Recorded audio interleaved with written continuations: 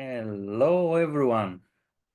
So we're going to start very shortly.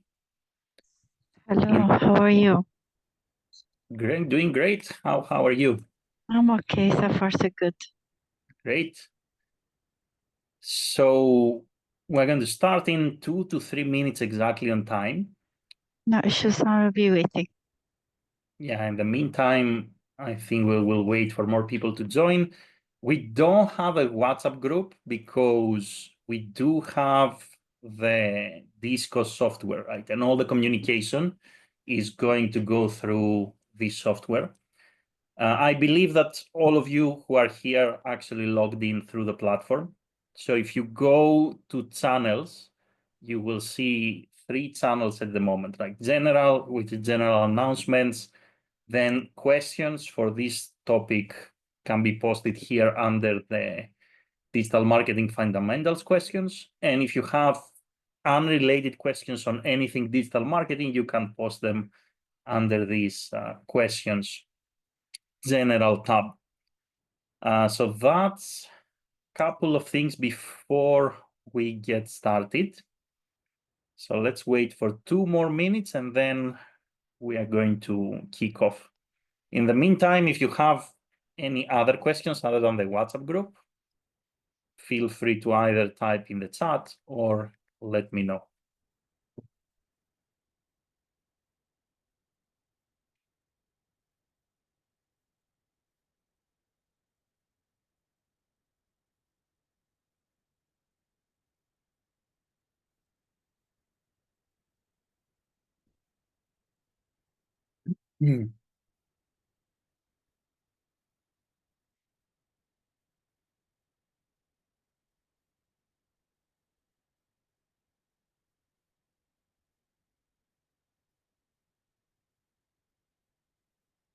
Okay, so I believe we are almost on time. A couple of things before we start with today's session, right? So the sessions are going to be recorded. All the recordings, you will be able to find them on the platform. So they will be posted most likely either under events or within the curriculum, but we will find out very soon, and we will also update you through the general tab. Once again, for the people who just joined, all the communication and all the questions outside of the class should be posted through Disco. So you can go to channels, there is a general feed with all the announcements, and then you can publish questions under the channel questions, digital marketing fundamentals, or if you have unrelated questions on the topic that we are discussing, but on digital marketing, you can post them under this channel that is called questions. That's it. And maybe one last thing, under the curriculum sections, you can find all the slides, all the exercises, and you can download them either as PDF or you can open the Google Slides and you can either make a copy or download them from there. So that's a couple of things before we get started. So hello to everyone who joined again. And let's kick off the entire course. So today's session is going to be about the digital first business mindset. And what this means is that we're going to discuss 3 things, right? So we're going to go through the digital marketing landscape, which means what do we have available in digital marketing to promote a business?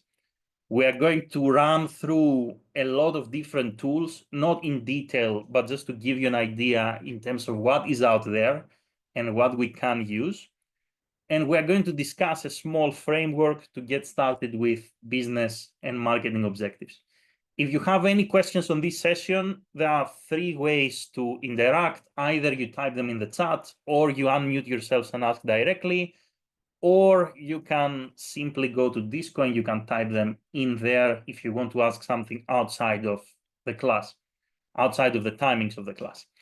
So let's get started with the landscape, right? So what do we have to play with?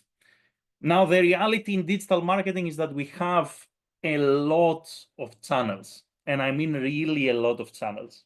When I started my career, probably 12, 13 years ago, we had basically 3 or 4 channels. There was Google, there was Facebook, and at the time there was not even Instagram. So there was basically Google, Facebook, and maybe email. That was it.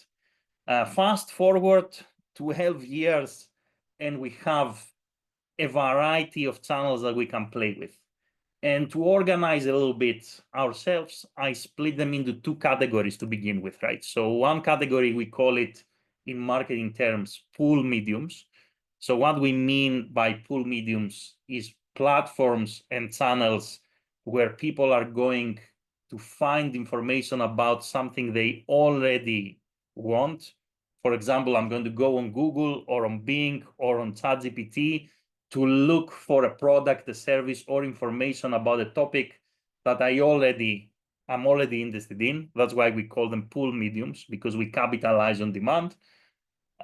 Email marketing, I'm going to receive emails only from entities and businesses that I already subscribed. Therefore, I'm already interested in their product, services, or information. Similarly, content marketing can be considered a pull medium, because I'm only going to watch YouTube videos, TikTok content, Instagram content, Facebook content from businesses that I have an interest in, for the most part, not entirely. That's why we have it here in the border. And affiliate marketing, which means I'm going to read a blog about, let's say, the best Amazon products that are there. I'm going to click a link and then go and buy. Again, we have a person that has an interest in some information, some sort of products and services. And then we have what we call push mediums. We have a lot of channels that are ideal to raise awareness, as we call it in marketing terms. So we have social media, we have display ads, we have direct outreach, all these annoying people that they're emailing you every day with unrelated offers, all the people messaging you on LinkedIn that you don't know, and platforms like WhatsApp, Telegram, and so forth. Now, before we go into a little bit more detail when it comes to the channels, whatever the channel we're going to use, there are two ways to use them, right? So we can either use a channel in terms of, let's say, paid advertising by doing paid activities like paid ads. And this is a short-term capital-heavy activity, or we can use channels organically. For example, I can go and I can run Google Ads, paid, but I can also work on search engine optimization. That's an organic activity. I can go on Instagram and I can publish content. That's organic. I can go on Instagram and I can run ads. That's paid. So typically, companies that are big enough, capital heavy, they have a lot of budget at their disposal, they go for paid marketing activities. Startups, SMEs, solopreneurs, most likely they're going to start with organic. That's typically what is happening. Not always, but the norm. Now, if we are to go a little bit more in depth when it comes to some of these channels that we discussed, let's start with search marketing, right? So the first thing you need to understand here is that search is not about Google. And I think those of you who are younger, you tend to realize that a lot better than people that are older like me. Because when I started, there was only Google and maybe a little bit of Yahoo and some other search engines that now they don't exist. But nowadays we have Google, we have Bing, you can search on YouTube, we have AI like Perplexity AI, you are searching for content on Google Store, on Apple Store, inside Amazon, inside e-commerce platforms. So a search engine is not only Google, a search engine can be any platform in which the user is going to go and look for something, product, services, or information. And we can use these search engines both on paid capacity and also on organic capacity. Now, these type of channels are best for products, services, and industries where there is existing demand. So what does this mean? It means that, let's say I'm selling home decor. There is already demand for home decor. People are looking for home decor. Therefore, it makes perfect sense for me to go and advertise on Google Ads, for me to create content on YouTube, for me to go and advertise on Perplexity, on Bing, for example, and so forth. Because people are already looking for this item. People are already looking for a service. People are already looking for something. And that's what search marketing is best for. Now, if, let's say, we have a product or a service that people are not looking for it because they don't know it, so I'm going to come up with a very innovative type of software that nobody knows and nobody used before and nobody's currently looking for, then search marketing is not going to help you, right? So when you're creating something very new, innovative, something that doesn't exist maybe in a market, then search marketing is most likely not really going to help you. That's the main con, actually, of search marketing. The main benefit is that because people are already looking for products and services, the traffic that you're going to get from these channels is going to be 100% relevant. Typically, these channels have the highest conversion rate and the lowest cost per acquisition. So search marketing for most companies that are legacy companies, big companies in the market, is a no-brainer and something that they begin from in their digital strategy. Then obviously we have content. Now, again, with content, when we say content, different people think different things. So some people think, for example, video. Some people think, let's say, Facebook posts. Some people think Instagram. Some people think, let's say, articles. When we say content, we mean all of these things. So don't pigeonhole yourselves into, oh, content is only Instagram stories. Content is only posting on Facebook. Content is only TikTok. Content is only written articles. Content is everything, all of these things together.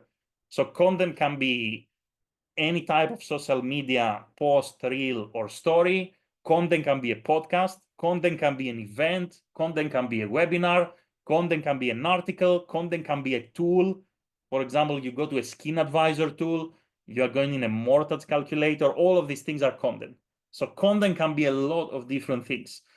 Now, content marketing, to be fair, I never found a category, a business, an industry for which content marketing is not going to be useful. And in my opinion, I think the future of digital marketing for the most part is content, right? So that's one of the most dynamic areas in digital marketing.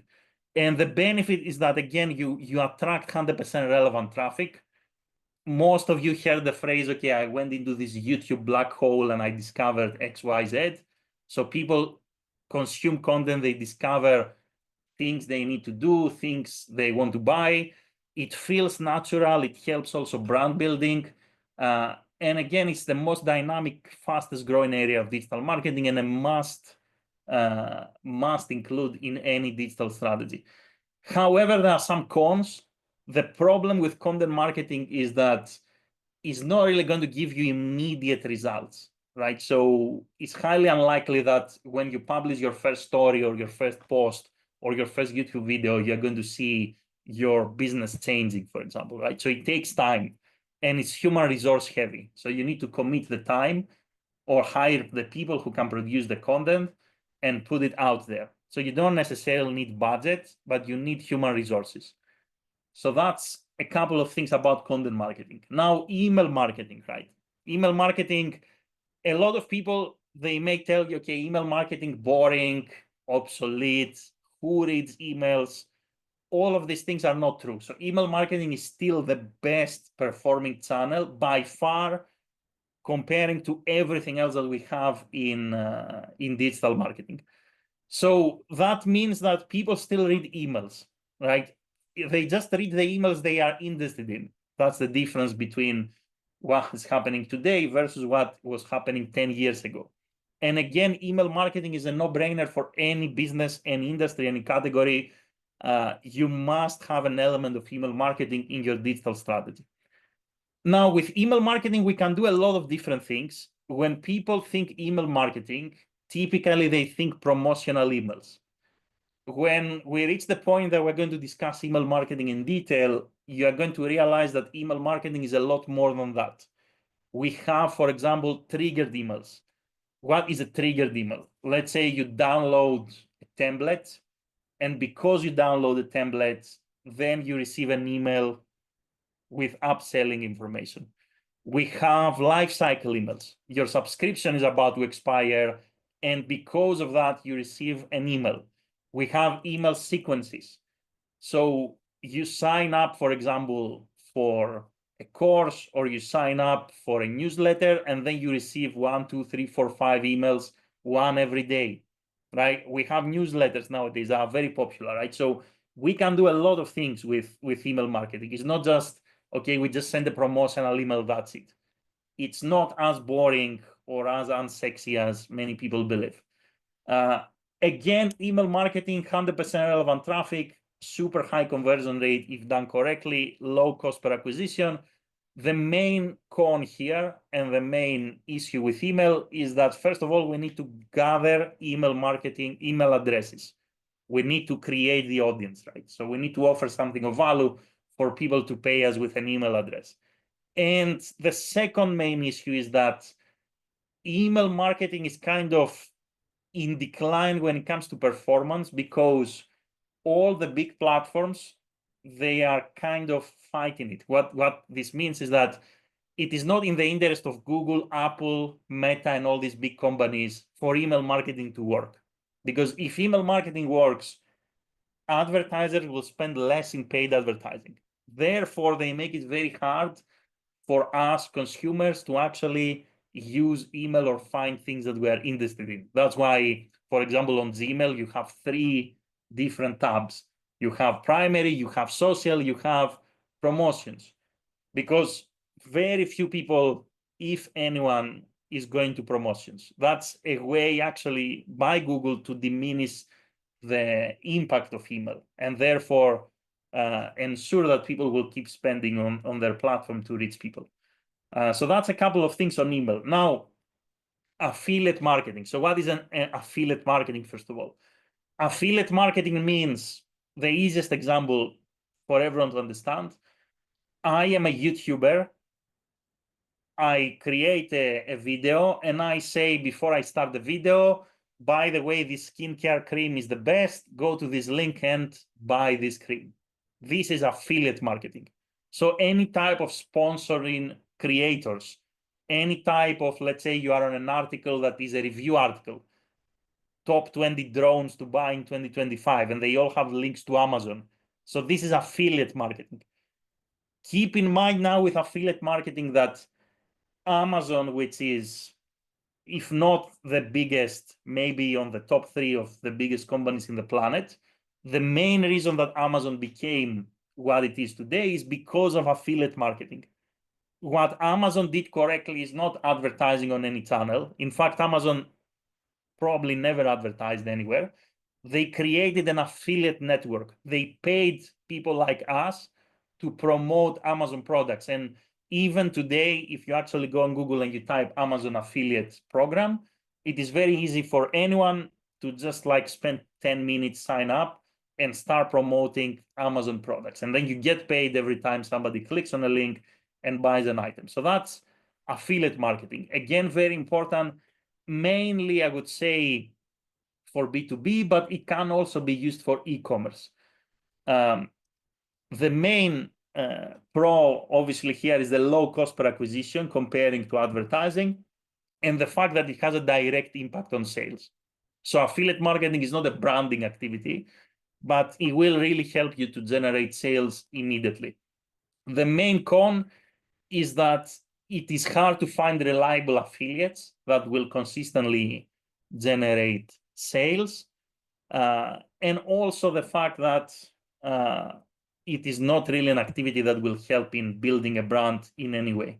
Now, affiliate marketing works in 3 ways, right? So companies pay for traffic, companies pay for leads, and companies pay for sales. And sometimes there is a 4th option that companies will give you a cut of the revenue that they make, right? So that's typically how affiliate marketing works. Now, social media, next channel, right? Social media, obviously, we have tons of them right now: Facebook, Instagram, TikTok, X, LinkedIn, YouTube, and then some smaller ones.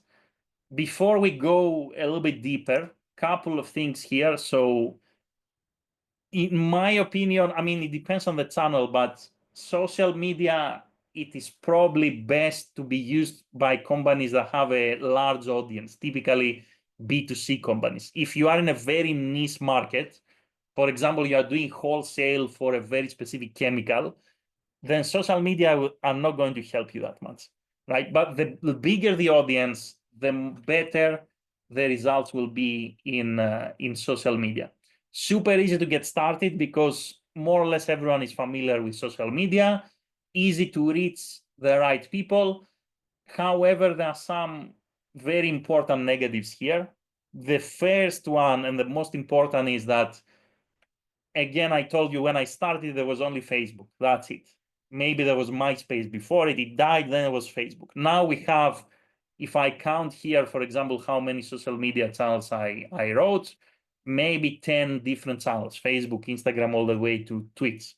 So we have a cluttered space. We have a very fragmented audience. It's not the case, let's say 10 years ago, there is only 1 or 2 channels. Everyone is there and that's it. We have a lot of different channels, so we need to pick and choose. Now, how can we use social media? We can use social media either, let's say, on a paid capacity, run ads. We can create content, we can build communities or groups, or we can do direct outreach, right? So these are the different ways to use them. In terms now of the social media that we have out there, right? Because it's a big part of digital marketing, maybe we can deep dive a little bit more on those. This is my personal classification. So some of you may agree, some of you may disagree, but I will tell you in my experience, what is the opportunity at the moment. At this very moment that we speak, the bigger opportunity in terms of social media is YouTube, TikTok, and as a third option, I have LinkedIn for different reasons. Number one, YouTube is the world's new TV. Many of you, including myself, maybe you are not watching TV at all anymore. You're watching YouTube. I've seen that in a lot of households. In all the Airbnbs that I've been in my travels, YouTube is always in the TV, is a new channel, right? So YouTube is the fastest growing platform in terms of content. And it's a platform that has everything, right? From short video content, long video content. You want documentaries, you want politics, you want celebrities, you want movies, you name it, it's on YouTube. So you can't really go wrong on YouTube. It is the biggest opportunity in terms of social media. Second, I will say TikTok with an asterisk on some countries that may ban it. It is turning mass. It is growing rapidly in the countries that allow it. And it has really interesting features. For those of you who use it, you probably know the fact that you can gift people, you can create communities as a creator. It has a very generous reward also program that pays creators for the content they produce. A really, really interesting platform. And LinkedIn, because of the lack of competition, meaning because it is a lot smaller than Facebook and Instagram, it is a lot easier on LinkedIn to actually go in and establish yourself as a creator or establish yourself as, let's say, a company or the spokesperson of a company, right? So that's another channel that is turning mass. And keep in mind that it's owned by Microsoft also, which has something to do with the growth of this platform. Now, question mark. I think Instagram, not really a question mark, but why I have it in a different category and not in the opportunity is because, yes, Instagram is massive. Instagram in many emerging markets is the platform to go. It is super valuable for, let's say, you're selling clothes, you're selling jewelry, for all these categories. The problem with Instagram, however, is that because it is a legacy mainstream social media and it's been around for a lot of years, it is very competitive. And if your intention is to grow organically, you cannot buy followers, at least through the legit mechanism, meaning I go on Facebook ads and I actually run campaigns. There is no direct objective to buy followers. You need to go in more shady ways to do that. So the competition is actually very intense in the platform, and also the competition is very intense external competition, because YouTube and TikTok and LinkedIn recently, they all enter into short videos, which means that if you start with Instagram, there is the internal competition by all the accounts that have been there for years, actually, that you're competing with. And also there is the competition for the attention other platforms are attracting, basically attention and they are growing.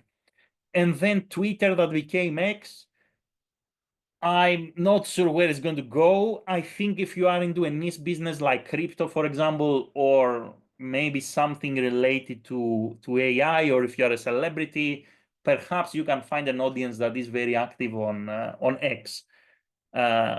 Nobody knows where the platform is going to go. I don't think that's going to disappear, but I'm also holding a small basket when it comes to how big it's going to become, comparing to the rest of the competitors, including Instagram. And then there are some channels that are kind of dying. This doesn't mean that they're going to disappear completely. Some of them may disappear, like Medium, for example, or perhaps Pinterest in the next 5 years.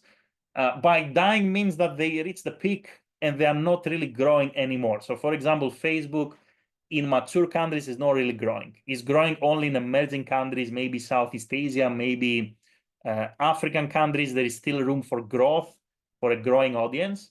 But recently, in all the mature countries, including also Middle Eastern countries like UAE and the Gulf, the growth is kind of stagnated, right? So most people migrate away in different channels.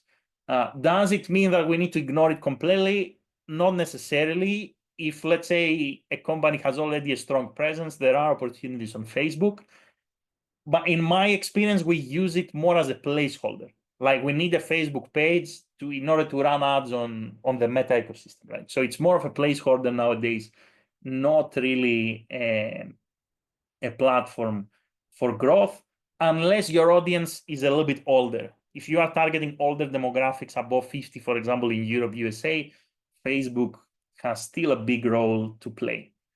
So that's a couple of other channels that we have. And then we have some smaller channels that can also be good opportunities for growth. For example, Reddit recently engaged in some collaboration with Google and increased their traffic by a lot. So microblogging platform, really good also for research.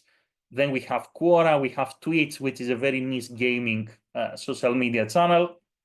And one also social media channel that I didn't include in the tables, I think it deserves to be mentioned, is Spotify also. Spotify is also a place that you don't necessarily need to consider it when it comes to creating content, because not all companies should create podcasts, for example. But when it comes to advertising, I think it is a really interesting opportunity. Now, when it comes to selecting the right social media platforms, because normally people ask, okay, all these things are great. Can you just tell me I'm starting a company, or there is a young company that we can save the strategy? How can we choose the right social media platforms? In reality, there is no right and wrong answer. Nobody can tell you, oh, this choice is wrong, right? They can only give you advice. You need to evaluate and you need to support your choice using these 3 data points. Audience, what kind of audience are we targeting? Think about the demographics, how old they are, how young they are. Think about the country, what is actually popular in every country. Think about the type of audience, like what kind of content they're consuming. Think about maybe how we want to target people. For example, a lot of companies go on LinkedIn because LinkedIn allows you to target, let's say, people who are employed by Google, who are employed by Meta, who are employed by Microsoft. LinkedIn allows you to target people who are graphic designers by job title. You cannot target by job title on Facebook/Instagram, for example, right? So different platforms give you different features on the organic side and also on the paid side. And also think about the resources and the skills required. For example, if we cannot produce video because we don't have the talent, the budget, or the skills, then we cannot go TikTok or we cannot go YouTube. And for the most part, we cannot really do Instagram justice. Maybe we are more talented in creating written content. So therefore, maybe we can go Medium, we can go maybe some other channel that is more text heavy, right? So we need to take into account audience, resources, skills, features targeting, and also the future trends. My opinion and my recommendation is invest in video, specifically vertical video. This is the future, and this is where the industry is going as a whole. Everything will be video, and the reason why also the written content is not going to be as popular is because of the rise of AI. It is very easy to create written content. Because of AI, written content is not very unique. Therefore, everything will be video. Everything is already video. It's just going to keep growing towards that direction. Now, before we make a pause, in case there are any questions, let's actually summarize everything, meaning all the channels that we have. We have a couple more things to discuss. For example, direct outreach. So what is direct outreach? Direct outreach means we can email people. For example, there are tools that we can use. I don't know if you heard some of them, but for example, there are tools like Hunter or Apollo or similar tools.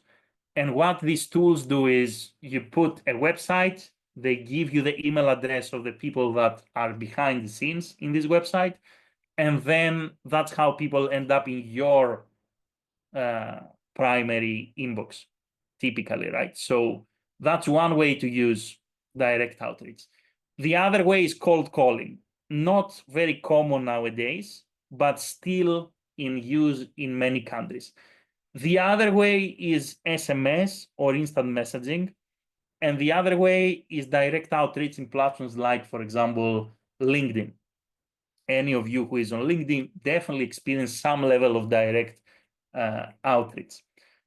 So with direct outreach, there are a couple of ways to actually implement and operate in this channel. Either we're going to go for cold calling, cold emailing, cold messaging.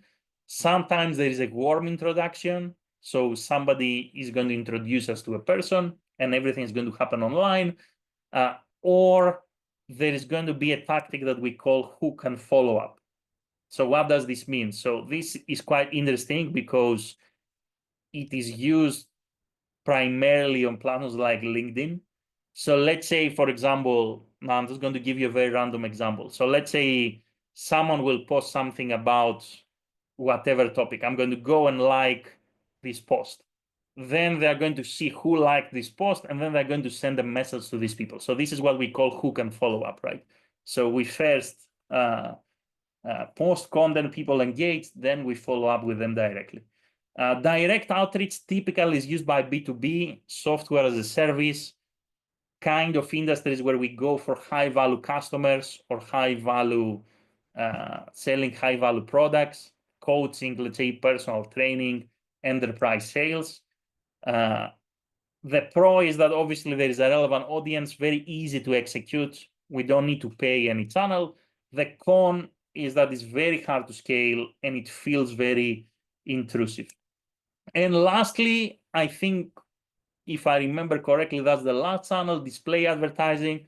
The world is full of banners everywhere, unless you're using an ad blocker. If you are not, you're going to see display advertising in every website that you're going to go. Now, you can buy display advertising through Google Ads or through other channels. Typically, display advertising is not really something that is going to generate sales directly. It is more of an activity that will build top of mind awareness. So people normally will ignore the banners, but if you see something over and over and over, when you go in the supermarket, you're going to buy it easier. So, and that's the main pro, right? So you reach large audiences, you create mass awareness. The con sometimes will be very hard to justify ROI, and also there is a lot of click fraud. And the very last channel is instant messaging, right? So we have WhatsApp that a lot of you actually ask, for example, if we have a WhatsApp group, Messenger is an alternative. And then in different countries, there are different platforms. For example, in China, they have WeChat. There is Viber in Eastern Europe. There is Line in Japan. There is Telegram in a lot of countries. And how can we use this type of platforms, right?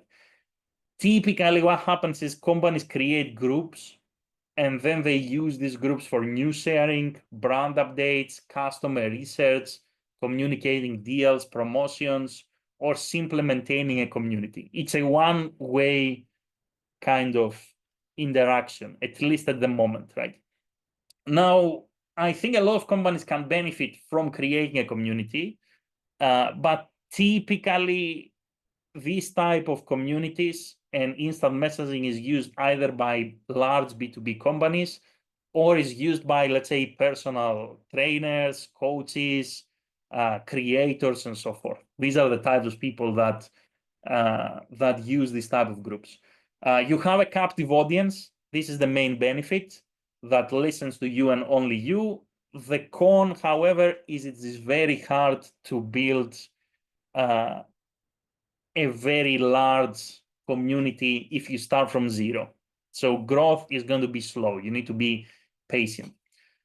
So that's a quick run through in half an hour of everything we have when it comes to digital marketing. And I know there's a lot of things to remember and to take on.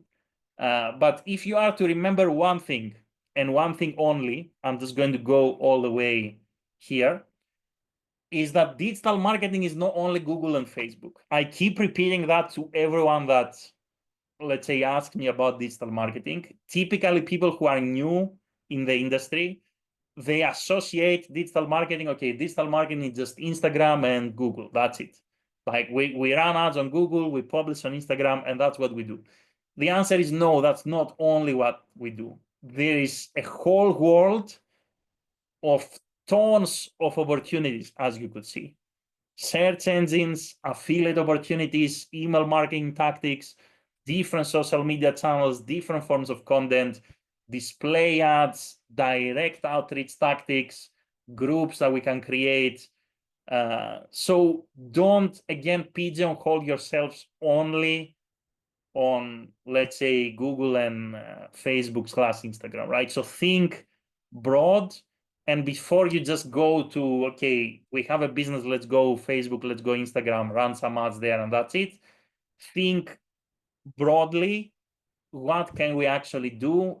And what is the best way to avoid the competition also, right? So that's everything that we have to play with. And again, the beauty of digital marketing is not only that we have so many things actually to play with, but we have so many different tactics. We can go paid advertising, we can go organic, and all these tactics, they keep evolving. And nowadays, we also have AI and even more opportunities actually with new channels that are being created, new AI channels that are being created. So that's the landscape.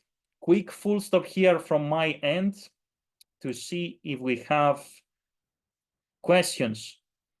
Okay, so apparently we have a group link. So that's another way we can keep in touch. Any questions, any thoughts, anything maybe you want to bring up, or are we all good to keep moving on? Can't see any questions. So I will assume that maybe we are good to keep moving on. Okay, so second topic for today, digital marketing tools. Again, we have tons of tools. We have so many tools that I can speak to you about tools for at least 6 months, literally. However, what we're going to discuss is that, again, you shouldn't have a mindset that, oh my God, I need to understand everything or I need to know everything.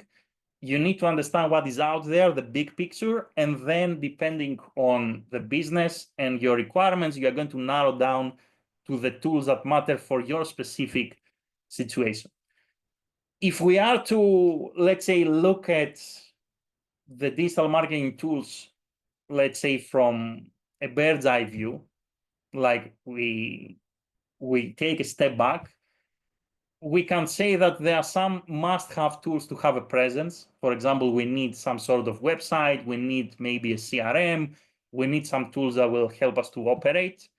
And then we have tools that fall into categories like research and market intelligence that we use actually to generate insights and to find information. We have tools that help us to track information and generate reports. And we also have nowadays a lot of AI tools that are new for everyone. So let's take things from the very beginning, and I will try to give you some tips based on my experience in terms of how to think and what kind of tools to consider. If you have any type of business, either a legacy business that you want to bring online, or you are going to create a digital first company, a digital first business, the first thing that you need is some sort of digital presence, which means you will need a website to begin with, right? Now, question number one, do we always need a website? No is the answer. We don't always need a website. What are some, let's say, examples of companies that don't need a website? I will give you some examples. So let's say we are a local mini market. If we are a local mini market, we don't need a website. We need, however, some digital presence, maybe in the form of a listing in Google Maps. And that's enough, perhaps. What are some other companies maybe that they don't necessarily need a website? Now, some of these companies do need a website, but let's say if I am a barber, if I have a barber store, I don't necessarily need a website. Why? Because I can create a Google listing, a Google Maps listing. Maybe I can sign up in some sort of company that allows me to generate bookings. And that's pretty much it. I don't really necessarily need a website. Now, this doesn't mean that if you are maybe a salon or a barbershop, you don't need a website. Some companies will say, no, we need a website because we have bigger ambitions. We want to do different things. We have special services. That's fine. But in this example, we can survive without a website at all, right? So that's a second example. A third example, right? So we are a bakery. We don't necessarily need a website. People will buy from the store. Maybe we have delivery service. Okay. In nowadays, we can be on Careem, we can be on Talabat, we can be on all these digital platforms. We don't necessarily need to have our own website to have a bakery or to have, let's say, a restaurant, right? So we need a Google listing. We need maybe to be on those platforms, Zomato and so forth. We can't survive without a website.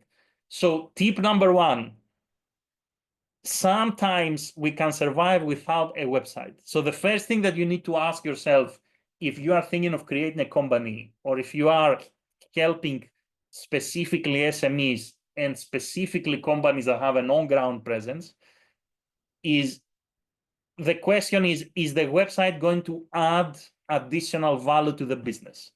Is the website going to add additional functionality or something that we cannot do with existing technology? Because in my experience, if you can sell on Talabat, let's say Careem, you can be on Amazon, you can be on all these e-commerce platforms, for example, and you can survive without maintaining your own website, that's good enough. You don't need to overcomplicate things. Myself, I'm a very big fan of keeping things simple, right? So don't overcomplicate things for the sake of let's say, doing more or providing more. Keep it simple and straight to the point. Now, obviously, there are a lot of businesses that 100% need a website. For example, if you want to be a global e-commerce site, sell globally, you don't want to sell maybe through Amazon, Lazada, all these websites, then you will need a presence.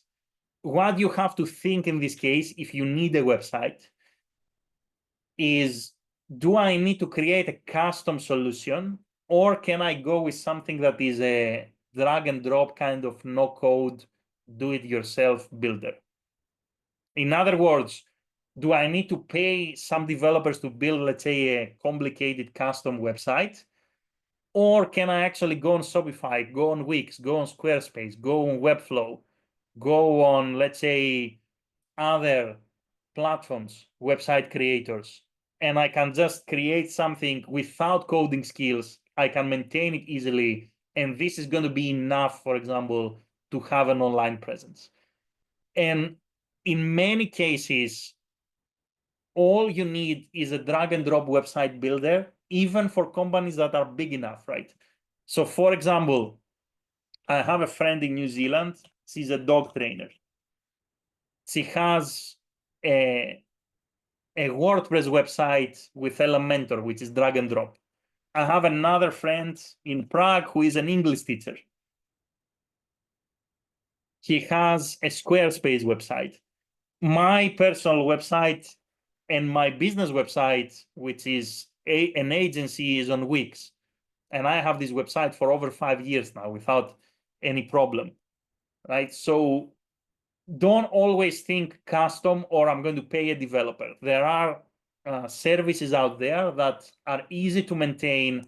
And the benefits when it comes to services like Shopify, Wix, Squarespace, WordPress, and so forth, is that you can go to platforms like Fiverr or you can find freelancers very easily. At contrast, if you create, for example, a platform in Drupal or some sort of language that is very niche, you locked yourself into this technology.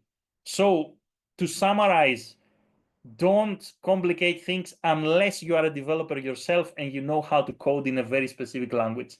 If you are not a developer yourself, try to go with a simpler solution with digital presence. And before you even create a website, question whether or not you need to have a website to begin with.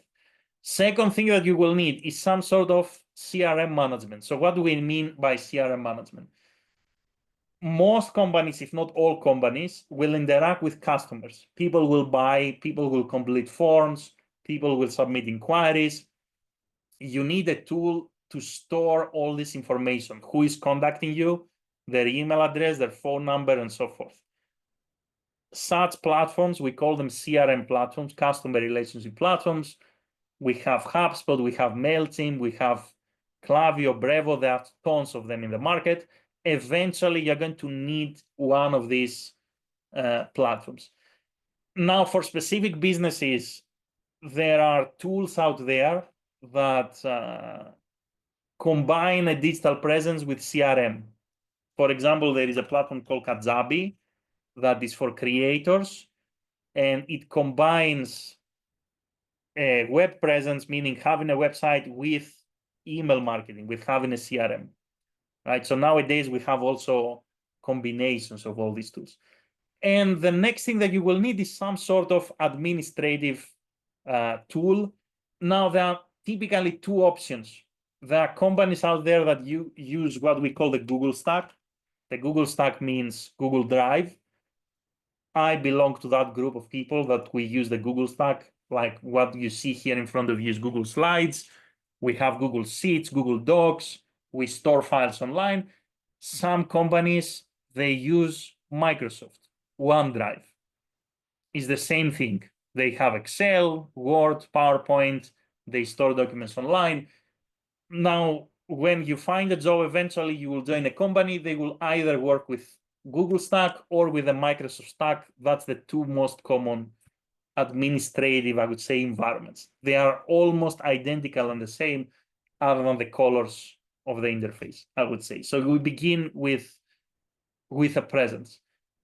The second thing we need to discuss is what about research? Now, here we have a couple of interesting tools.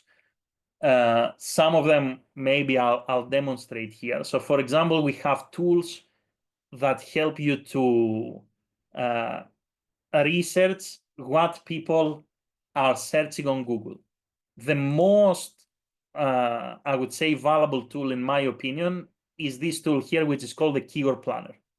Right? So what is the Keyword Planner? Let me demonstrate it for you. So the Keyword Planner is a tool that is inside the software that is called Google Ads.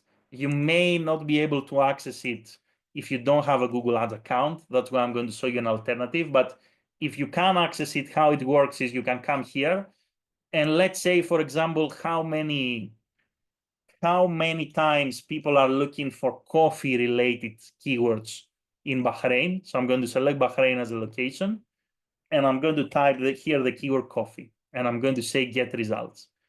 So the tool here is going to tell me in Bahrain, let's sort everything from highest to lowest. This is what people are looking for that is related to coffee. Coffee near me, Starbucks, which means in Bahrain, there are people that go on Google and they type coffee near me, Starbucks, this, that, everything you see here in this list. So we have 1,000 something different keywords that people are looking related to coffee in Bahrain. And that's how many times per month these keywords are being typed on Google in this specific location in English language. Now I can do that in Arabic. I don't know Arabic personally. That's why the example is in English. So this is what we call a keyword research tool. And the value of this tool is I can understand what people are looking for a specific industry. For example, if I type, let's say, insurance, I can download maybe the results, or I can look into the results, and I can understand what is the most popular type of insurance, let's say, in Bahrain. Is it life insurance? Is it travel insurance? Is it car insurance? Or I can understand, let's say, when it comes to cars, let's say BMW or Audi or Mercedes, what is the most popular car brand in Bahrain, for example, right? So the system here is going to give me the results. So BMW, Mercedes on par, Audi a lot less demand. So this is one tool that can do this job. Now, not all of you will be able to access this tool easily. And also, if you don't have an active Google Ads account, you're not going to see this data. That's why my recommendation is to go for alternatives. The easiest alternative that is free to use is this tool here, the Ubersuggest. Now, this tool, let me demonstrate how it works. It does exactly the same thing. Keep in mind, you can use this tool for free 3 times. So be frugal when it comes to using it for free.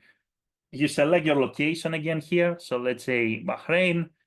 You type your keyword. So let's say coffee, and you search. And the tool will basically give you the same type of results. It may not give you exactly the same numbers with, let's say, the keyword planner. And typically, any keyword research tool you're using is going to give you different numbers. The idea, however, is for us to get an understanding of what is popular in a specific category, in a specific location. That's why we use these tools for. So these type of tools, again, very commonly used in the agency world, very commonly used if, let's say, we want to launch a startup, we want to present to investors, we're going to show them some data that there is demand in this location for this type of product or service. We use it for competitive analysis, which brand is the leading brand, and so forth. So that's one type of tool. Now, we have also tools like Google Trends. Google Trends is a free tool, is available basically for everyone to just access trends.google.com. If you come to explore here, this tool is slightly different. It's going to tell you, it's going to give you the trend line of different categories of different keywords. So let's, for example, look for beard oil, and we're going to select the topic. We're going to say worldwide in the past 5 years. So this blue line here represents the demand, how many people go on Google search and look for beard oil in the last 5 years. And why this tool is interesting, because it gives us seasonality. Seasonality means every time it's Christmas time, there is a surge in the demand for beard oil. So I can understand the popularity of a topic, not in an absolute number like the keyword research tools, but more as in a qualitative way. And I can also understand the seasonality. And I can use it also to compare brands, right? So for example, we can compare BMW with Audi, for example, here. And now we can compare worldwide these two brands, or maybe we can go and compare them in Bahrain. You can select specifically a market.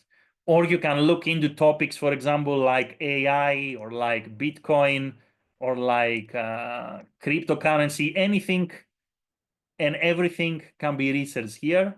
You can come here, you can input anything you would like, and then you will see the trend line.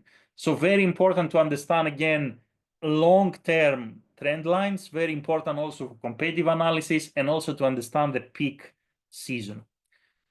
Now, another tool very quickly here to finish with this category that I like is this tool that is called Exploding Topics. So Exploding Topics is a tool that can help you to uncover trends. So sometimes, for example, your stakeholders will come and say, what is trending in healthcare, for example, or what is trending in beauty, for example, right? So you can come in this tool, you can select beauty, you can say, okay, last 2 years, and then you can see certain topics that are trending. So this tool will only show you trending topics, products, and all sorts of things now relevant to beauty, right? So the tool will show you what is trending in specific categories.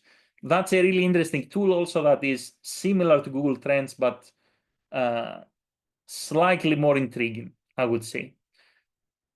Now, different category, right? So are there any interesting tools in terms of social media? Yes. 2 tools that you will use for the most part. The first one, Meta Ads Library. If you type on Google Meta Ads Library, or if you click the link in the slides, or if you go to this URL, ads, facebook.com/ads/library, you're going to come to this screen. And let's actually do something together here, right? So here is a tool that can show us who is advertising and what type of ads they are using. So let's say we're going to go to Bahrain and we're going to say all ads. And now what we want is the name of an advertiser, right? So what is a big company in Bahrain? I don't know. So Gulfair, choose Gulfair, please. Gulfair, okay. So let's say we're going to type Gulfair. So we're going to choose Gulfair. And here the system will show us, okay, it shows 0 ads, which means either they don't advertise now or the system doesn't have any data. Okay, let's Gulfair Group, طيب. Gulfair Group. Maybe by the group name.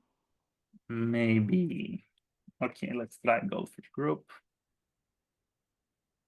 No, maybe another one. Try If this CC. doesn't work, then I'll give you a different example. Maybe it's because we started the year, so it's looking at 2025, and maybe it doesn't have a lot of data. So let's try actually something just to test the tool. So let's say, okay, let's say UAE, for example. United Arab Emirates, category, and let's say Emirates. Typically, they always do something, right? Okay, so what the tool is supposed to do here, hopefully we'll collaborate this time, is to show you all the ads that have been running by this company in this location recently, right? So now it's loading, which means that it should show something, right? So long story short, you want to spy on a competitor, you want to understand, or maybe you want to spy on just like some big brands, you want to see what they do. You put the country, you put the name of the advertiser. Okay, that's probably why in Bahrain it doesn't show, because now we just entered January 2025, so probably the system didn't have time to collect all the ads. And the system here, it basically tells you, it shows you also what is running from this brand. So that's one tool by Facebook, which is quite interesting. Now, another tool in the social media space, which is, in my opinion, better, but for different platform, is this tool, which is called TikTok Creative Center, right? So what is TikTok Creative Center? If you are interested in TikTok, you can come here and you can look what is trending in terms of hashtags, songs, creators, or videos in a country of interest. So let's say here, if we go to hashtags, we can come here, we can change the country, for example, to whatever we want. Now, keep in mind on TikTok, some countries will not show up if TikTok is not available, or if not, there are not enough data. And then I can see what are the hashtags that are trending. And if I click on a hashtag, I will see what are the creators posting and what they are posting. I can do the same with songs. I can do the same with creators. And I can also do the same with TikTok videos, right? So here, it is kind of a research platform for TikTok that is free for the public. You can go and you can see what is hot, what has more likes, more comments in a specific location, right? So I can scan the content on these platforms. Now, there are some other tools that we're going to go more in depth when we discuss the topic itself. These are just some tools that are generic enough that you can use at any time. And then from there, we have all of them are paid tools here in the industry-specific tools. The most interesting tool to note here, there are two tools that you need to remember. One tool is called SparkToro. So SparkToro is an audience research tool. So for example, you can say that, let's say my audience lives in United Kingdom, is interested in coffee, and then you click start. And the system here, you need to create an account, obviously, is going to tell you what kind of YouTube channels they visit, what kind of websites they visit. It's going to give you generic information about the audience. We have the equivalent of SparkToro for mobile apps, which is Sensor Tower. So Sensor Tower is going to give you intelligence on mobile apps. So you can sign up for free, you can look for an app, and then it will tell you how it's trending, for example, and the demographics of the audience who is using an app. So if you are in app marketing, this tool will actually do the job. And if you are simply looking for generic information, my recommendation is either you go on Statista and you try to retrieve information, or you can use AI.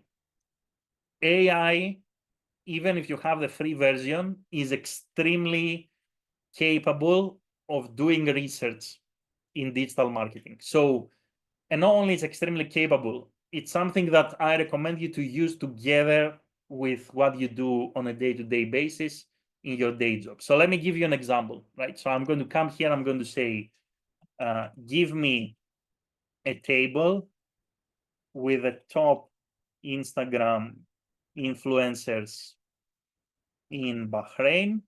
And I'm going to say here include followers. Yeah, I will say include a column for followers and a column for other channels they are on.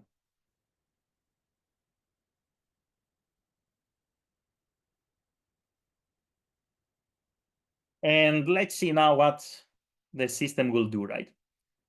Here we go. So the system also gave me two versions here for me to choose. Let's go with this one. This is just a quick demonstration, not to show you what GPT can do, but to communicate the fact that when it comes to research, you have also AI, and AI can really do a lot of research for you without you always Googling or going into different tools. You can use AI, you can see what the tool knows about certain industries, certain channels, certain platforms, certain markets, and then you can complement that with your manual research. And the reason I asked for a table is to have everything more organized. You can also say to the system, if you have the paid version, I want this in a format I can download, and you can download as an Excel sheet. So keep that in mind when it comes to research and intelligence. Now, couple more things. Operational tools, right? Operational tools really depend on what you're going to do on a day-to-day. If you are dealing with creatives of any kind, most of you already know and most of you already use Canva. Canva is an all and everything design tool that even people like me that I don't have talent in design, we can go in and we can create designs for everything. There are some other interesting tools that I will really recommend you to check if you open the slides. For example, Font Changer is a really interesting tool that will help you to create different fonts for social media to attract attention. Some people use it for LinkedIn posts, for Facebook posts to stand out.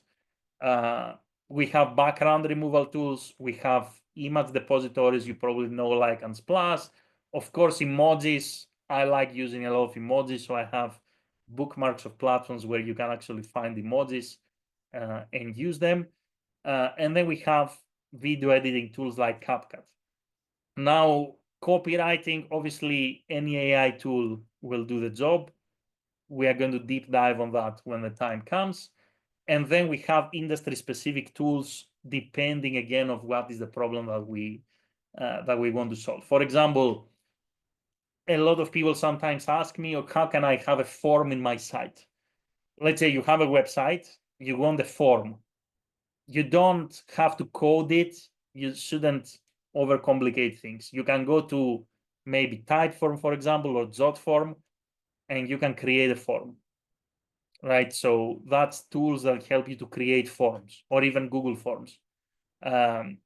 Some people will say, okay, how can I find email addresses for who is behind this website? You can go to Apollo, you can go to Lusa, for example, you can find who is behind, let's say, a certain website, you can find their email. That's how easy it is, actually. And most of these tools have free trial. Some people say, okay, I want to create a landing page, just a landing page. I don't want a website, I don't want anything. But I don't want to code it, I don't want hosting, I don't want any of this. I want to create a landing page in 20 minutes. Then you go to Unbounce, you go to Card, you can create a landing page in 20 minutes or less. Drag, drop, choose the style, done, right? So depending on the situation, we have a lot of different tools. Now, in the course also, we're going to learn about a lot of tracking and reporting tools. These are a little bit more advanced. Typically, we use tools like Google Analytics to track websites and mobile apps, but there are also other tools that we can use. There are even more advanced tools that they use in product marketing, like Mixpanel, Amplitude, for example. And there are some, again, industry-specific tools like Search Console for SEO, Hotjar that is going to allow you to view heat maps and so forth. So, and lastly, we have a bunch of AI tools that are emerging. What is important to note from this section now, right?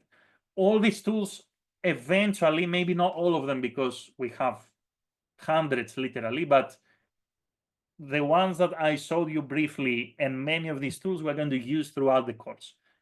However, what you need to remember is that you need to start with a problem. So don't start with, oh, this tool looks great, maybe I want to use it, right? What is it that you want to do?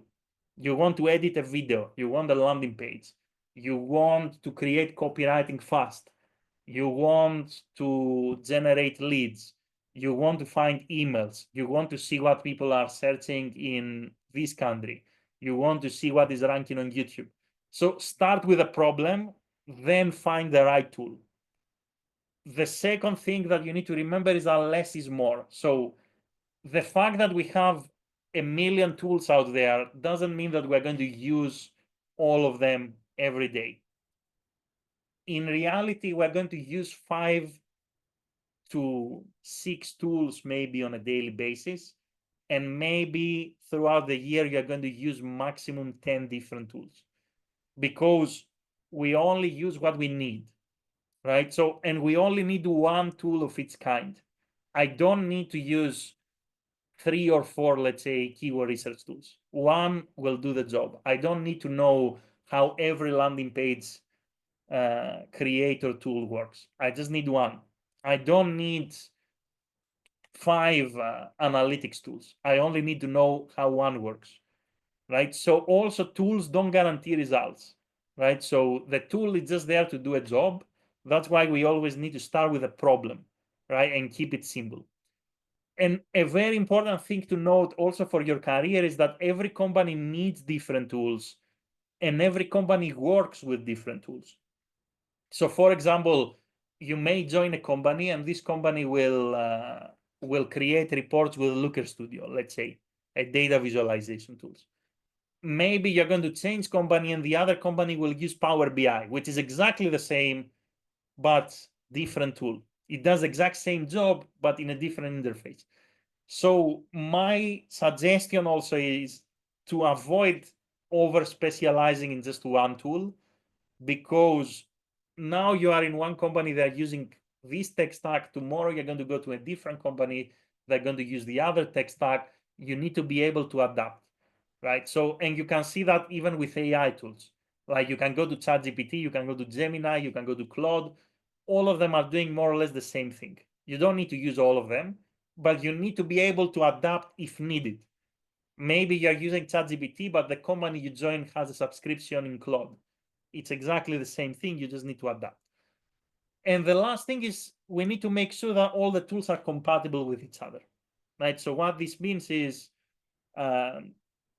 when you select the different tools to use, try to check if they cooperate with each other. Because sometimes, for example, if let's say we're using Google Analytics, it makes a lot of sense to use Google Ads. It makes a lot of sense to use, let's say, Looker Studio, because all of these tools communicate together.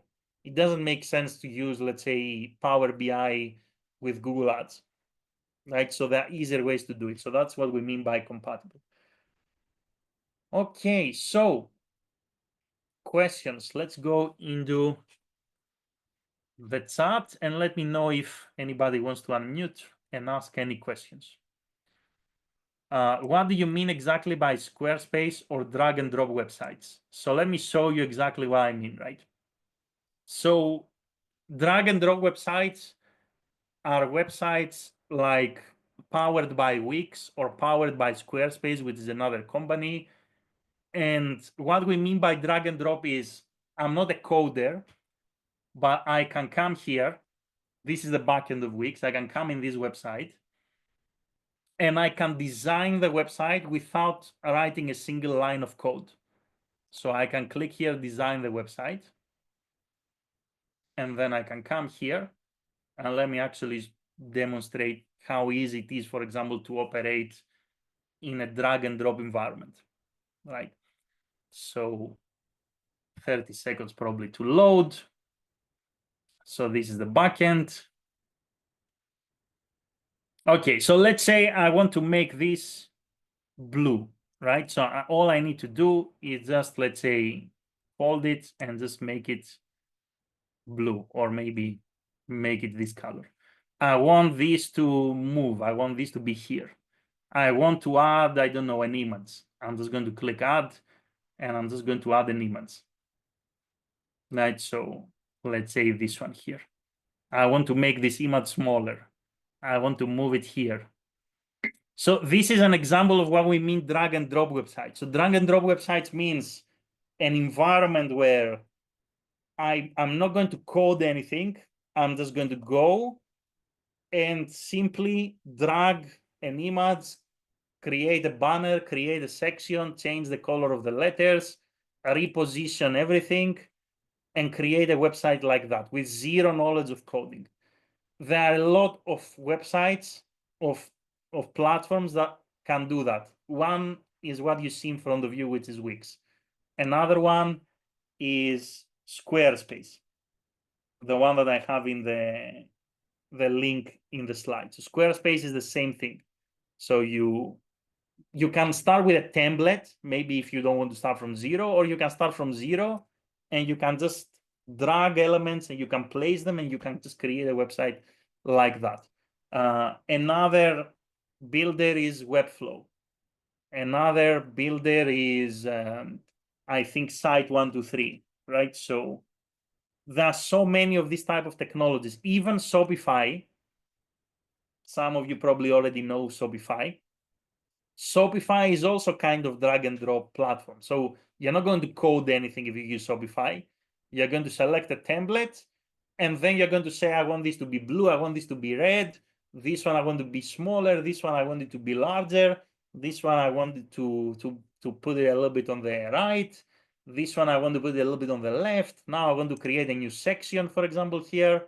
Let's add a section, and let's say we want a design section, something like this, for example, right? And now I can come and I can customize this. I can change the text, I can change the look and feel and so forth. So that's what we mean by drag and drop. We mean platforms that allow you to create websites or landing pages with zero use of coding, by just putting elements together. So before you pay developers sometimes a very large amount of money to build this for you, A, assess whether you need a website. 2, assess whether the website you need is so complicated that you or someone, let's say, that just knows a little bit about design cannot do with a tool like this. Don't just go and pay developers if you want to build something simple, right?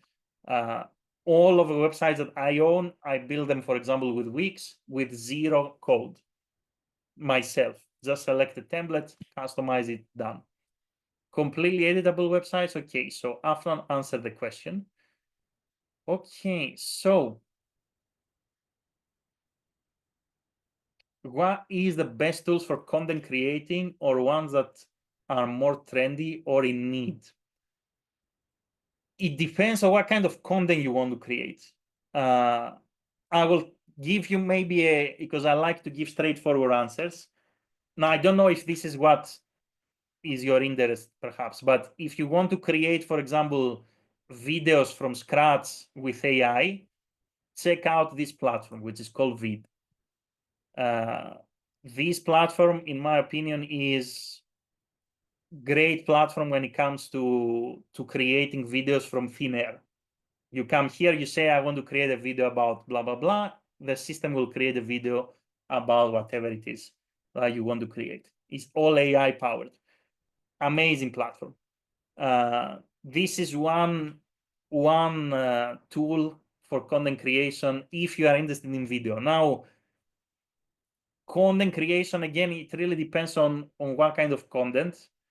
Let me think about maybe some other tools that perhaps I'm using myself or are interesting when it comes to content creation.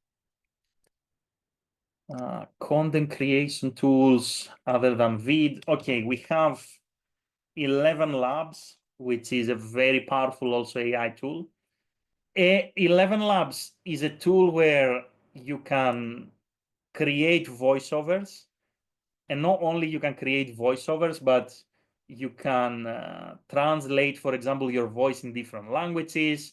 You can clone your own voice, for example. It has voice cloning, meaning that you speak, you train the tool to speak with your voice, and then you can actually produce audio with your voice, but just, let's say, without you speaking.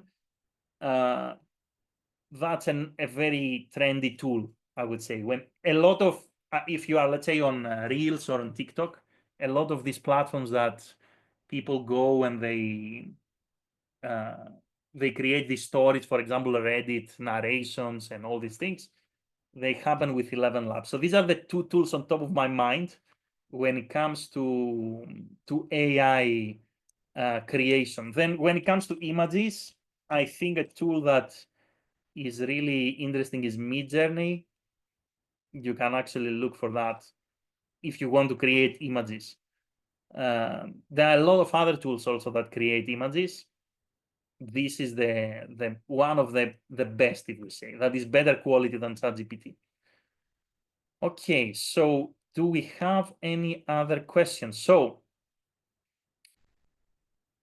if we don't have any other questions, since we have 1.5 hours, let's actually go to the last part of today's class, and then I'm going to introduce you to some exercises that you can go through. Okay, so now we have an idea at least of what we have to play with, and we have an idea in terms of certain tools that we can use. The next thing that we need, and before we get started with anything business related, we need to have a plan. We need to understand how to set objectives. I'm going to give you a couple of examples on setting objectives now, right? So we're going to use this framework, which is called objectives and key results. How does this framework work? Imagine, let's say, we are Gulf Air, an airline, right? In the beginning of the year, right now, January, the CEO of the company, the shareholders, and all the people who own the company, they will come together and they will basically set some business objectives. So they will come and they will say, we want to grow the revenue to $100 billion in 2025. Let's say it was 80 billion, now we want to make 100 billion. And they are going to call the marketing directors and they're going to communicate that. They're going to say, okay, The goal this year is to grow the revenue by $20 billion. Now, good luck. The job of the marketing director now is to translate this into a marketing objective. So what this means is that the marketing director will say, okay, how are we going to make this extra $20 billion? We can sell more tickets. This is option one. We can reduce the cost. We can be more efficient. That's option number two. Or we can do both, a combination of selling more tickets and also increasing the margin. For the purpose of simplification, let's say that we want to sell more tickets. Okay, great. These tickets are not going to just grow in the trees. We need to do something to generate more, to sell more tickets.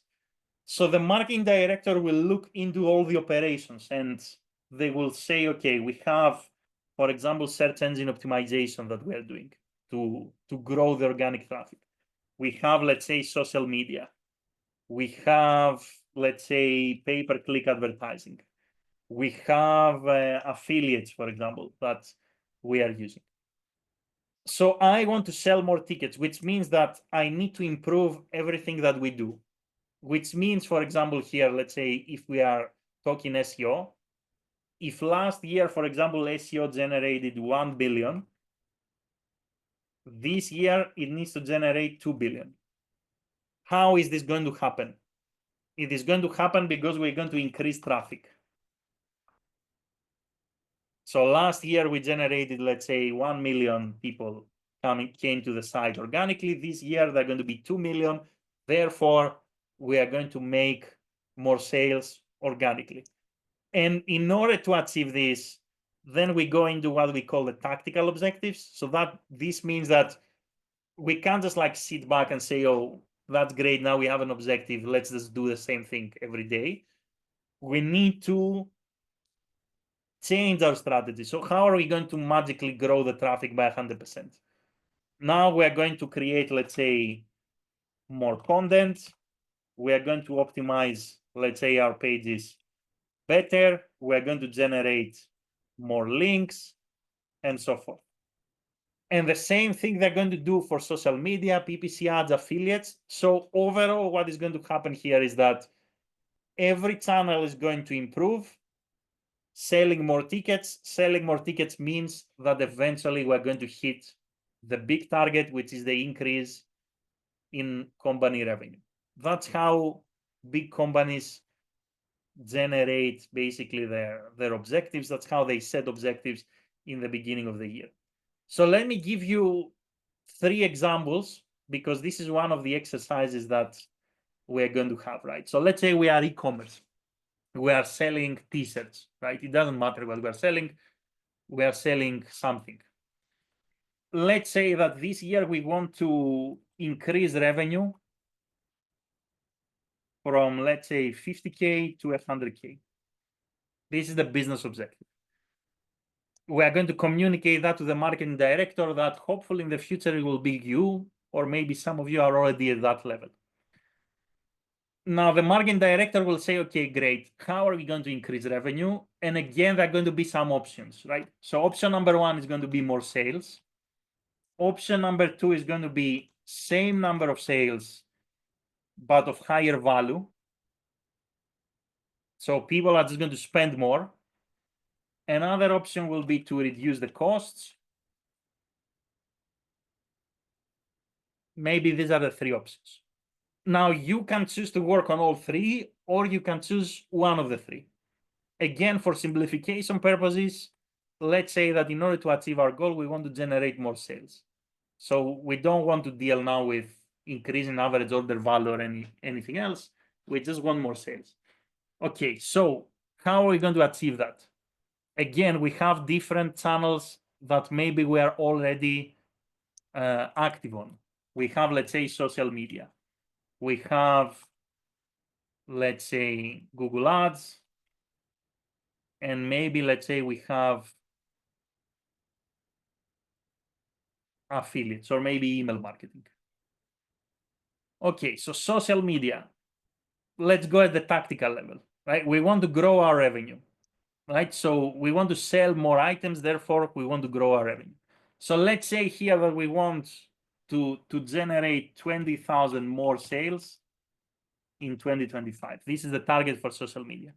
Again, these sales are not going to grow in the trees. They're going to come from somewhere, right? So where are they going to come from? They're going to come from a couple of tactics that we're implementing. So we are going to decrease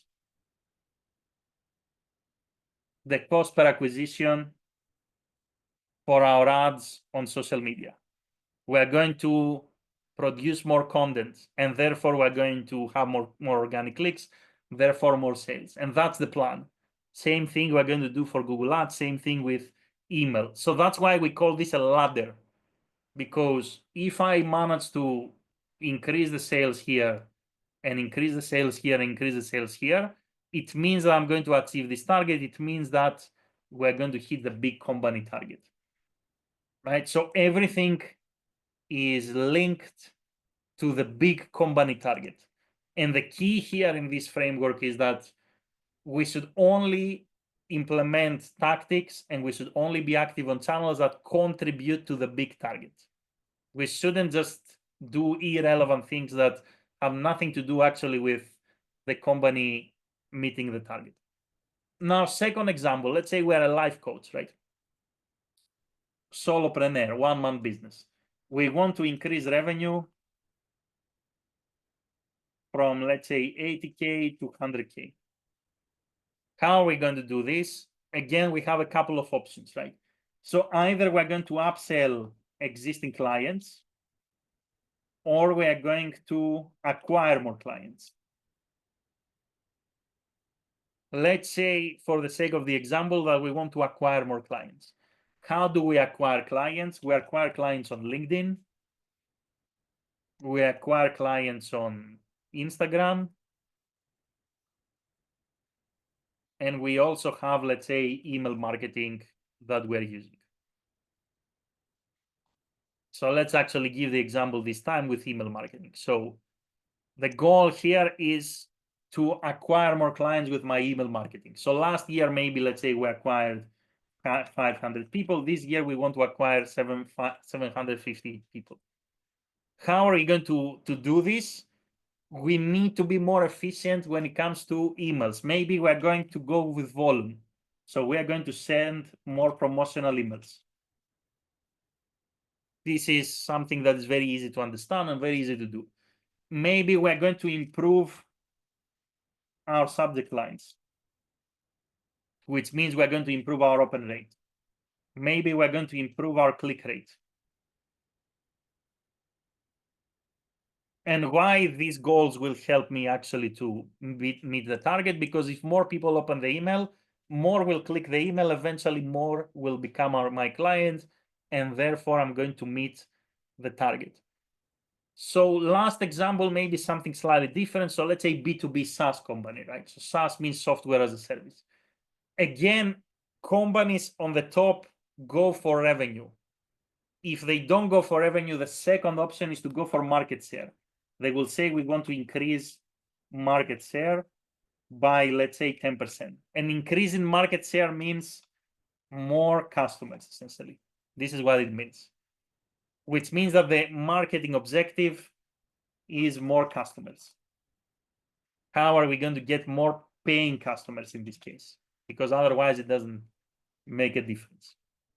And again, now here we're going to look into what are we doing or what can we do, perhaps. So we spoke about maybe social media, spoke briefly about, let's say, email. Let's say in this case, we want, I mean, there are many things we can do. Let's say affiliate marketing, right? So how are we going to achieve the objective now here for this channel? In order to get more paying customers from affiliate marketing, one option is I'm going to acquire more affiliates. So I have 10 people who are affiliates and they sell my services indirectly. Maybe I can have 50 people. So if I have 50 people, and even if they don't perform as well, I will get more paying customers. So more affiliates is the easy, let's say, way to go, which means now that I need to go and find these affiliates. The second option here is, what if we support these affiliates better?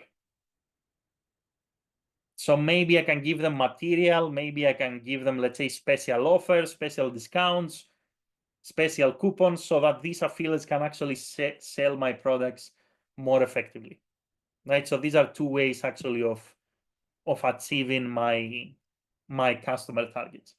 So the whole thing that you need to remember here is that, contrary to popular belief, what we should be doing in our strategy is not bottom up.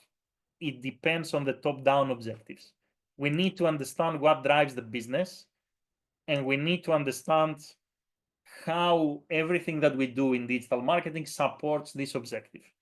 That's why the first question you should always ask, if let's say you are a freelancer or as an agency, or even if you are a company owner or an entrepreneur, is what drives my business. And you should ask the second question, are the things that I'm doing in terms of digital marketing helping me to achieve this objective? Very often what I find personally is a disconnect between what people do in their digital marketing strategy versus what the company needs to be done. For example, the company wants to grow market share, meaning more customers. The company wants to grow revenue, but we are spending resources, for example, getting views on YouTube, or getting, let's say, followers on Instagram, or reporting on click-through rates, or getting impressions on these channels. None of these things are important when you are going to discuss with business people. What you need to do is you need to have a business acumen as a marketer, right? So what drives the business? What is the real objective? And very often, especially SMEs, they may not be able to give you the real objective. That's why we need to guide them, and we need to ask them the right questions, right? So when you speak with SMEs, you need to ask them the right questions, like, how do you generate revenue? How do you make money? That's the first question you need to ask to any business. If you are a freelancer, or if you are an agency, or even to yourself, like, how do we make money? Are what we are doing on a daily basis helping us to make more money? Because that's what marketing is all about. If the answer is we don't know, or I can't really see a clear link between what we do and what drives revenue, it's not the right tactic for the business. We need to align everything we do with the big company goal. Now, you may say, okay, why very big companies, let's say, sometimes do things that maybe they don't drive revenue directly? Because the game that let's say, Jaguar is playing, or the game that Unilever is playing, versus the game that, let's say, a medium-sized company is playing, is extremely different. Jaguar is not going, like, if Jaguar does nothing, or if, let's say, Tesla does nothing, absolutely zero, people are still going to buy, because they already have 100 years sometimes, or maybe 50 years of building this brand awareness. Like, you can't look at companies that are 50 years old and copy their strategy if we are 0 years old or 5 years old, right? So we need to focus, for most companies, in the practicalities most of the time. So what you can do now, there are a couple of exercises that you can actually go ahead and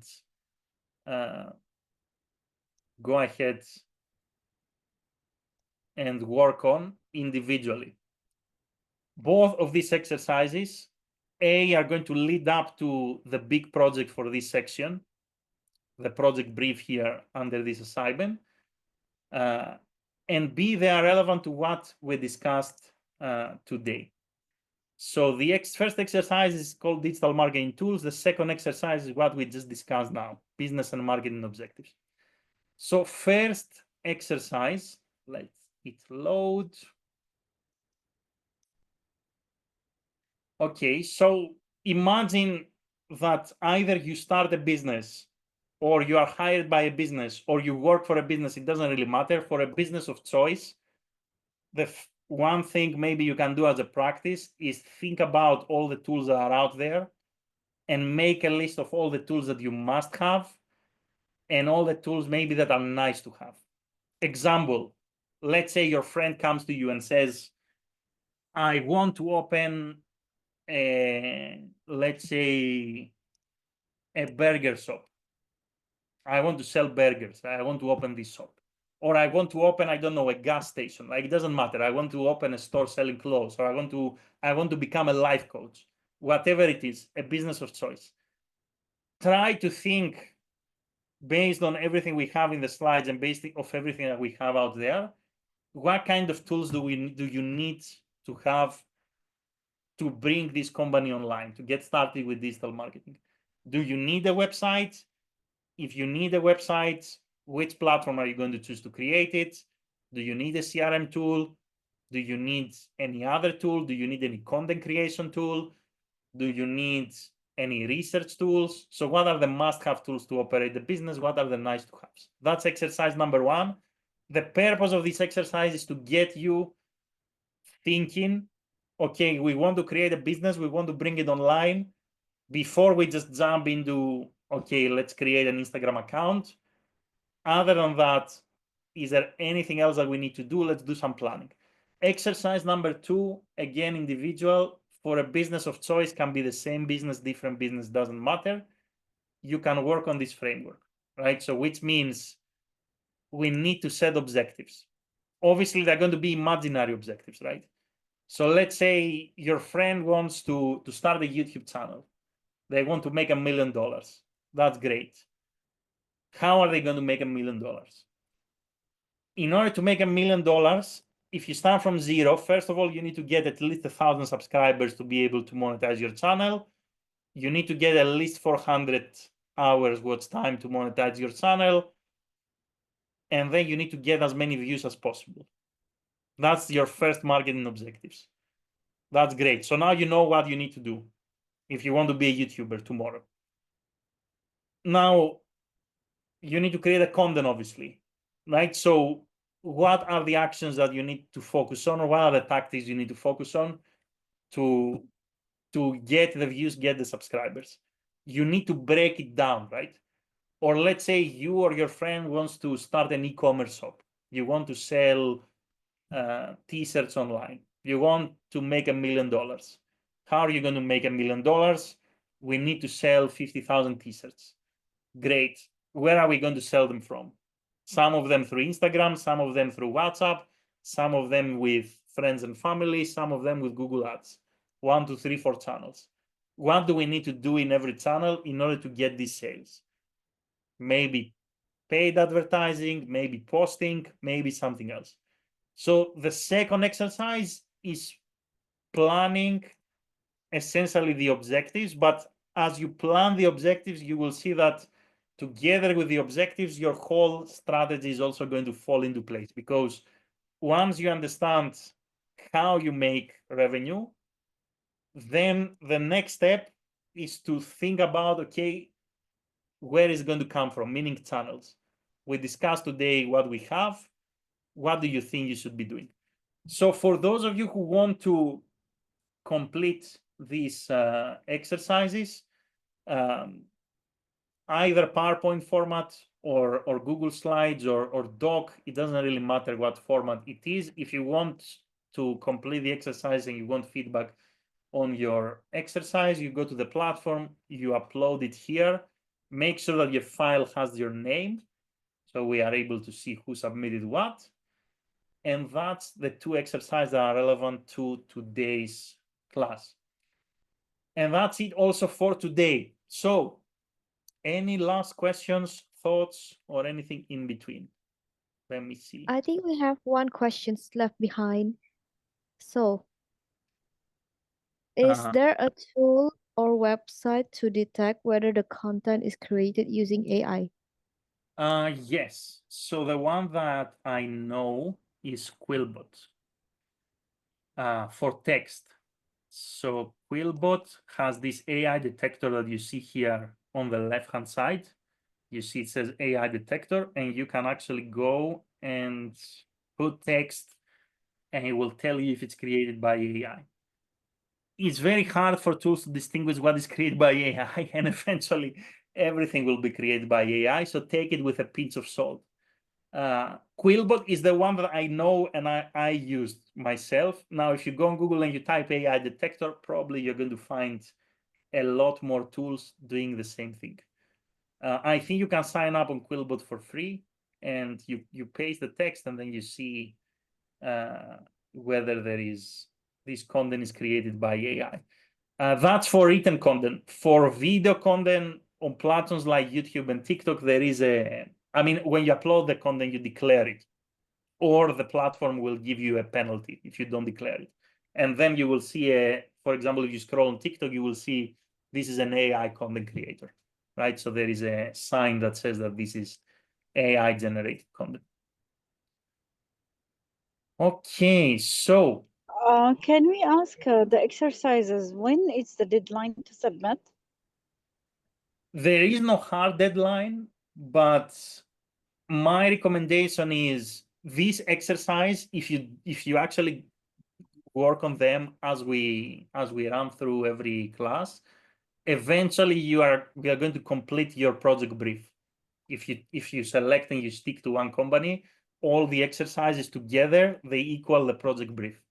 So Okay. it will be beneficial to maybe try to complete them, let's say, within a week, or maybe let's say we have 2 lessons a week. Within a week, if you try to complete them, that will help you. But there is no official deadline. Like, we're not going to, nothing is going to happen if you don't complete them or you don't complete them on time. It will definitely help you, however, to not work as hard, let's say, in the end of the module for the project brief. Okay, and the presentation of today, where we can find it? So the presentation of today, it's to be honest, I'm not sure exactly if it's going to be under curriculum or it's going to be under events. Once I close the session, we'll get the recording, and then once we upload it, I will type in general here where you can find the recording. Okay, great. And also, if you have any questions, let's say when you go through the material, the recording or anything, there are these 2 channels that you can type your questions here. And the purpose of typing them there is because, like, we want everyone to be able to see also and learn, right? Like frequently asked questions. Yeah, if you want, for whatever reason, to ask privately, then you can just chat directly either with Johanna or me. But otherwise, let's say if just an industry question, just post them here under these channels. And the public. Okay, great. Thank you so much. Okay, great. So any other questions?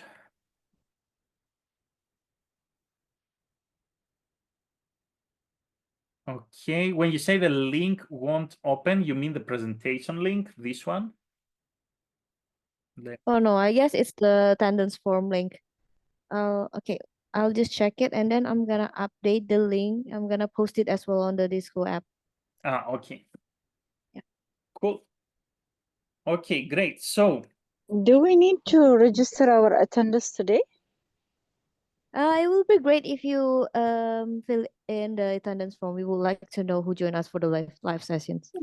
Actually, it's Where working, you the want form. us? Where is the form now? Where we Okay, can let find me it? just reshare it and Yeah, let it's me know if working. you can open it. Is it working? In the chat Yeah, it itself? is working perfectly. Okay, thanks. In the chat Okay. itself, yours. we Okay, will I will post just. it also in the under general channel. So Yes, I'm gonna put it on the general here channel also later. we'll Yes. also have it Okay. here. Okay, great. So that's it for today. Have a great evening, and we'll be in touch again on Thursday. Okay, great. Thank you so much. Thank you, everyone. Bye. Thank you, everyone. Bye. Bye.